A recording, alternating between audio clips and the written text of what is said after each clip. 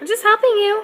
Last night, Braves in the opener on Friday behind Giant Jurgens defeated Boston 4-1. You're so smart. And the Braves with a chance to go 4-2 on this road trip. With a victory here today, it would be 4-2, Boomer, through Yankee Stadium where they took 2 out of 3.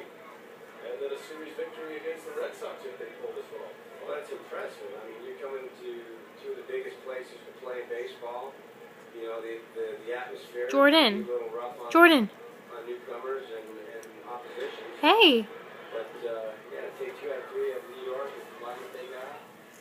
These guys, they'd be good. But, you know, this is a guy that they need to get back on track. I mean, since that oblique problem, you know, he hasn't been the same.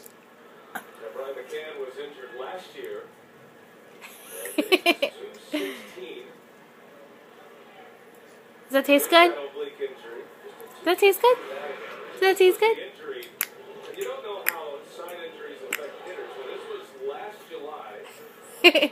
You're so silly. And there are more and more of these oblique injuries, side injuries, lat injuries, and it's a good month to 6 Jordan. weeks